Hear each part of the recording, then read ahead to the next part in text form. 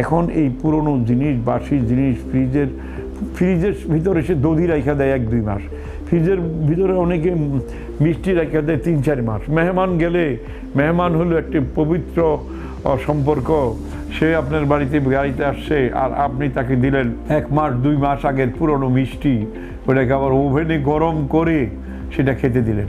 ওটা খেয়ে তো তার ফুড পয়জনিং হবেই। অতএব ফুড পয়জনিংয়ের জন্য বাসি খাবার, ফ্রিজের অনেক দিনের পুরনো খাবার, উল্টাপাল্টা খাবার, বেয়াদব খাবার, অনেকে এই যে একটা চিড়া, মুড়ি, চানাচুর, ভাজি, অনেক ধরনের fast food, rich food, hard food, junk ফুডগুলো মেহমানদারিতে ব্যবহার করি, যেগুলি সত্যিকারেরই খারাপ। একদিনের বাসি খাবারও কোনো মেহমানকে খাওয়ানো উচিত না। আপনি জেনে শুনে বিষ করাবেন পান, এটা কি হইতে পারে?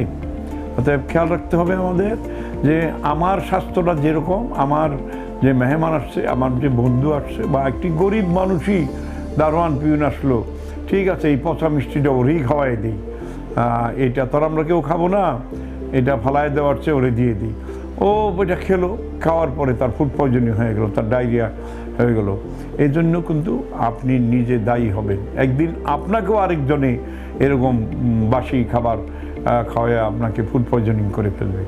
অতএব আলহামদুলিল্লাহ সবাই আমরা সতর্ক হব। ফ্রিজের বাসি পুরনো অনেক দিন রেখে দেওয়া খাবার একদমই কখনো খাওয়া উচিত না, ওগুলোই ফেলে দেন, তবুও সমাজকে কলুষিত করবেন না। আলহামদুলিল্লাহ।